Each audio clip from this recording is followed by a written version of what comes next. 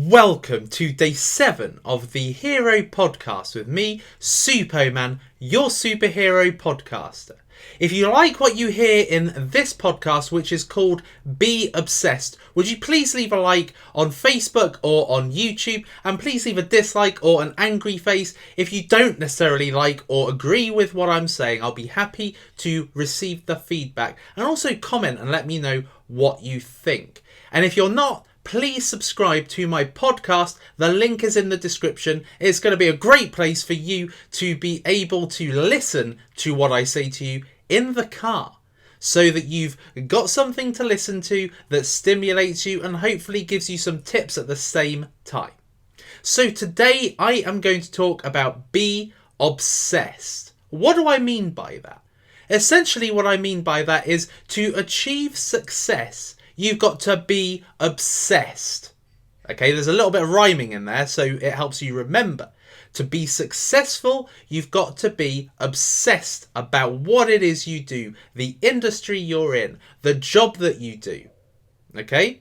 Now, the reason why I'm coming up with this podcast idea is because I was in the pub earlier today, literally just a few hours ago.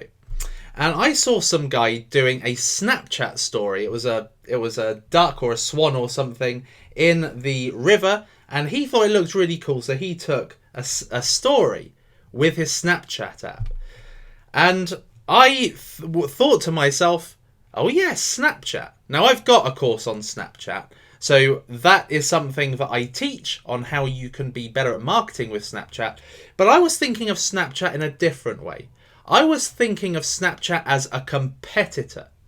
So 2-3 years ago, when I was working in the apps industry, Snapchat was my competitor. Now, what happened was that I was in college with my friends who were much younger than me, and we were studying a course, and they were all using Snapchat because it was the latest, best app for teenagers at that time, and they were at the end of their teenage years. And they were like, Super, have you got Snapchat? Have you got Snapchat? Actually, they call me Bruno because they think I look like Bruno Mars. I don't know what you think, but that's what they feel. Anyway, so they said, have you got Snapchat? And I said, no, what's Snapchat? Because honestly, I didn't know what it was. And they said, oh, it's really cool. You take pictures and send it to each other and then they disappear. And I thought, why would I want to do that? And then I realised the whole premise of what Snapchat was about. So Snapchat was basically a way of photographing, messy nights out where you're on the dance floor, you're drunk, and you send pictures to each other or to friends and you gossip and all that. But the footprint disappears. Okay? It's a disappearing footprint. Like a line in the sand. Eventually, it kind of gets blown away. And that's what Snapchat is. Instead of sending messages where it's in black and white and it stays on your phone, you can never be harmed by text messages that you send or photos that you send because they disappear. And I thought, this is amazing. What an idea, right? So I got on Snapchat and my friends started sending me snaps and I wanted to reply, but I couldn't text them. Because at that time, all you could do was snap something and send it. You couldn't write a text. So I thought, what an idea for an app. So I put it all together. I designed all the screens, everything. I got a developer to make it. And literally 2 months after I had come up with the idea, it was made, it was in the App Store. So Snapchat was my inspiration and then my competitor. So I saw Snapchat as a competitor. And I had this obsession with making my app, which was called PuffChat, the best app in the space, the best disappearing app. So it became an obsession. I wrote to all the major tech blogs. I got on Twitter and I tried to get as many users as possible. And I would get on there every day. It became an obsession. And this was one of the reasons why it went to number 1. Obsession. Okay, I was obsessed with the numbers. I was obsessed with the app. I was obsessed with improving my own capabilities as well, because I was learning marketing on Twitter and learning how to be a better app entrepreneur at this time. So I was obsessed with this. I had a vision. I wanted PuffChat to be the biggest and best ever app. And then 3 months after that happened, it became a number 1 app in the UK. It was huge. It was massive. It was getting 20,000 downloads every day. It was getting 20,000 users. So it was incredible. And I had radio interviews. I had people who I really liked watching on TV, like Mike Reed, okay? And he interviewed me on Radio Berkshire, which is our local area radio station. This was a famous person interviewing me and saying, this puff chat, the next best thing, where do you see it going and all that. And my obsession led me to some success. It also clouded me from seeing some of the finer details. So once I went to number 1, I didn't think about the capacity on my hosting.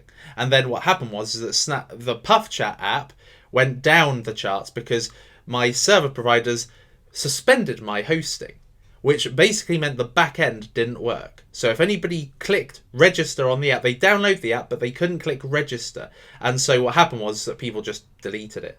Okay, and so it didn't go viral. It was going viral. It was a snowball. Mates were telling their mates, and it was becoming a big Snapchat competitor. Everybody was like, oh, this is better than Snapchat. You can go on Twitter and you can look at Puff Chat. People were saying that this is better than Snapchat. You can send your messages to a group of people, not just one friend.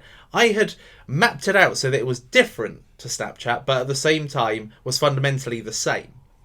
So what happened is that my app went from number 1 to oblivion. Okay, but obsession is what got it there. Now I'm on Udemy. And Udemy is now my obsession. From the moment I uploaded a course, it became an obsession. And I would attribute my success on Udemy down to obsession. I was obsessed with providing great courses. I was obsessed with being top of the keywords when people searched Instagram. I wanted my course to be number 1. And same for every course since. I'm obsessed with the SEO. I'm obsessed with the reviews. I'm obsessed with people liking it. I'm obsessed with making them better. So I produce the course, I get the feedback, and if there are any glaring mistakes, I'm obsessed with making it better. What I also do with Udemy is I am a member of every group and every Facebook page related to Udemy. I make sure that I understand the conditions surrounding teachers, the conditions surrounding the marketplace, and understand the courses that are doing well and why they're doing well. I'm obsessed with every little detail when it comes to Udemy. And my obsession with Udemy is what I would say keeps me motivated to keep producing content for Udemy, because it makes sure that I turn up every day, because I'm so interested, because I'm so addicted to Udemy and so addicted to my job. It allows me to be good at it and turn up every day and make sure that I'm keeping content coming on Udemy and making sure that my students are getting content on a day-to-day basis. So obsession is something which I would say is a personal quality of mine that has allowed me to achieve success and excellence in the roles I have done. We've got Udemy, we've got my apps. Before I did apps, I wanted to be the best salesperson. So when I started in sales, I would listen to what people were saying and I would replicate their systems. How did they get from cold call to sale? What was it that they got? And I interweaved my personality in with their process. And I know that because I'm quite a passionate person, well, I'm very passionate, I'm very driven, and I'm also quite a imposing, I suppose, person with my voice and with my directness. And so with sales, it was easy to become good at it with those qualities, because passionate salespeople are the best salespeople. And not only that, but because I was passionate, it was easy to trust me because you could see that it was within my heart to provide great service. I had a vision which I was obsessed with, which was giving great service. And you could hear the passion of me wanting to deliver a great service to my clients. So they trusted me and they liked me.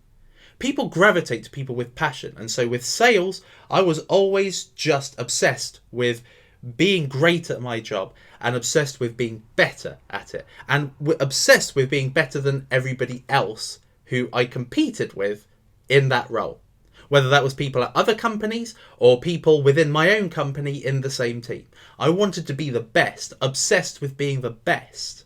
And what happened was I was the best in my sales team. In fact, my company, which had, well, it wasn't my company, but the company I worked for, they had must be tens of thousands of consultants. And in 2007 or 2008, I was in one of the top 4 consultants in the whole company because of that obsession. So obsession's a great thing. Obviously, there are some instances where obsession isn't necessarily a great thing. For instance, when you are pursuing a woman that you like or something, sometimes obsession is seen as being a stalker or seen as being somebody who is just too much in your face. So obsession in some instances isn't great. But obsession with work and obsession with the job that you do and with the vision that you've got and being better at that job is what leads to success, in my opinion. Because if I don't have an obsession, I don't stick with it, I don't like it, I don't turn up for it. So to give you an example, Skillshare. Now Skillshare, when I joined Skillshare, and I didn't want to join Skillshare in all honesty, you know, when I joined Skillshare in November 2016, it was after I had already been with Udemy for 9 months, or 7 or 8 months actually. And I really didn't want to go on Skillshare. Everybody was saying, oh, it's the best thing since sliced bread. Oh, you know, this is where, you know, you can get decent money for being a teacher. And everybody was, you know, shouting about it. And I thought, doesn't sound like it's Udemy. And Udemy was what I loved. So, but I took the plunge and I went to Skillshare. And I liked it at first. And then they changed a lot of what they did. What they did was, you know, they changed the monetization. You know, it went from premium students enrolled. So on Skillshare, if you're not familiar with Skillshare, Skillshare is a subscription-based education service. It's got 15,000 classes across all kinds of genres, you know, logo design, watercolor painting, social media, IT development, all of that lot. Same as what's on Udemy, but subscription based. So you pay $10 to $15 a month, depending on what plan you go with. And as long as you're paying that, you can enroll in as many classes as you want. So if you pay to be a Skillshare member, you're a premium member. If you don't pay, you can actually watch free classes, a bit like on Udemy, in which case those are free students. So the old monetization plan for Skillshare used to be the more premium enrollments you got, the more money you got. So you got about $1.50 or so per premium enrollment. Now they've changed it. They changed it as of February so that now it's based on minutes watched. So you get, well, they say anywhere between 5 to 10 cents per minute watched from a premium member.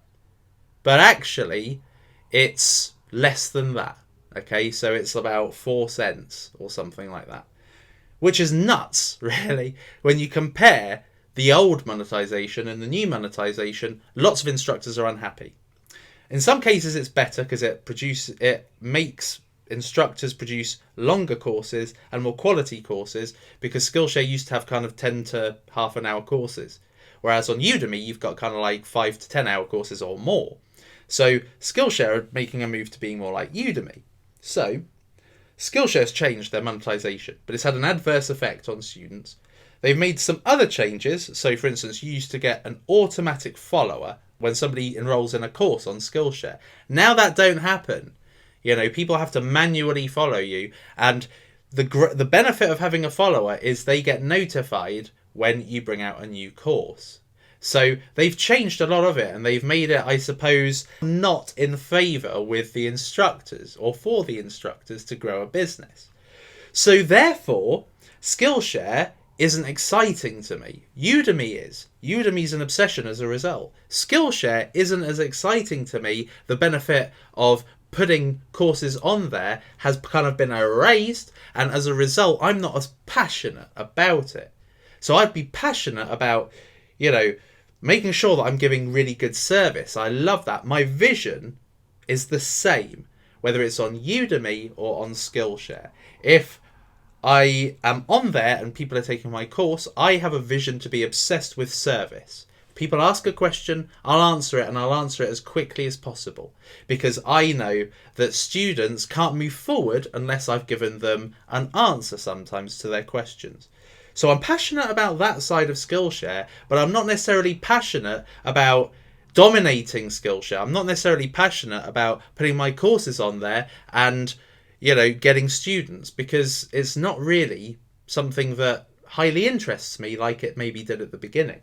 Udemy, however, really does interest me. I love Udemy and I'm obsessed with it, and that's allowed me to really enhance my profile on there, my courses, my position for the keywords, and allowed me really to be loyal to Udemy. Now, there's always a danger as a result of this obsession that I could lose everything on Udemy. I pray to God, and I am religious, that I do not lose my status as a teacher on Udemy, because I really love it.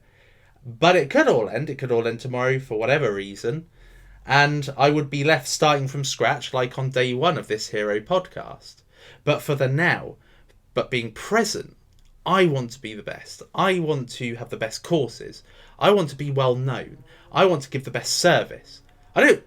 People say to me, are you influenced by the money? Do you get enough money? Do you think that you should provide a service to free students? Yes. My obsession is being the best. It's not being the richest. Of course, sometimes the two go hand in hand. If you are the best, then the riches come with it. But really, my focus is on being the best, not the richest. Okay, I want to be well known. And that's why I've got 100,000 students on Udemy, because I want to be well known for being the best at the service that I provide. And my obsession leads to my want to be better at what I teach as well. So with Facebook, I've got 3 courses now, 3 different skill levels, I would say. I've got my opening course, which was my ultimate Facebook ads course, which was a great course at the beginning, but I only really showed you 2 things: page likes, page post engagements. Then I brought out the complete Facebook ads course, which is a real best practice way of being successful on Facebook. And then I brought out the Facebook ads profit bootcamp, which is a more advanced level with Facebook, and it goes through every single different advert that you can run on Facebook. And my ability to keep providing these courses comes from my obsession with being great at Facebook ads. Okay, so I've got an obsession secondary to Udemy of being great at what I teach. Yeah, so I know of some instructors on Udemy that acquire knowledge from other people or from articles or from YouTube videos and then repackage it as their own, as if they are the best instructor.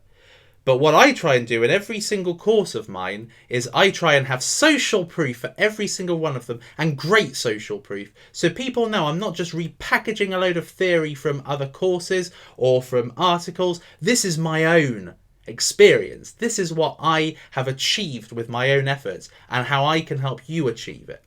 Same with YouTube. When I put out a YouTube course on Udemy, I had 2,500 subscribers. And through teaching on Udemy, it enabled me to get better on YouTube. And now I've got 140,000 subscribers, which is insane. But that obsession with being the best at what I teach led to me being the best within the subjects I teach, like YouTube, and being one of the, on Udemy certainly, one of the YouTubers with the highest amount of subscribers. I see people selling YouTube products on Udemy and they have 1,000 subscribers. Okay, some have more, but a lot of them have 1,000, maybe 200. And I think, why do you sell a course on YouTube when you've probably got less subscribers than a lot of your students? I don't like it. So I want to be the best, so I make sure that I am the best so people can look up to me. Because if people don't look up to me, then there's nothing, then I can't teach them more than they could teach me. But because I have achieve something significant by having over 100,000 subscribers, by being a silver play button owner. People know that I've got something over them that they can learn from to replicate and be as successful. And it is the same with a lot of the other things that I teach.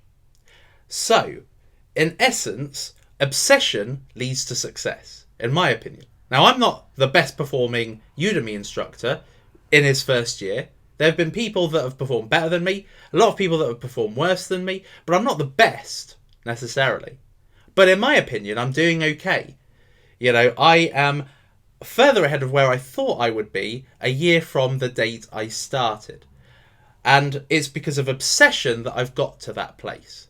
My courses aren't in Udemy's best-selling categories. Udemy's best-selling categories are more in the development IT area. Now, I obviously am not an IT expert or a developer, and so I don't provide, from me anyway, my own courses. I don't provide those skills. So as a result, it's not as easy to be the best or have the best course because I'm not in the best category. However, obsession has left me being able to do well within the categories that I do teach, which in my opinion is thanks to obsession. Okay, I've been able to be popular and be able to get a decent amount of revenue because of this obsession. But the obsession is with my vision. My obsession is with understanding everything that governs my role, the external factors, what other instructors are doing, and having a full picture and knowing what everybody's doing.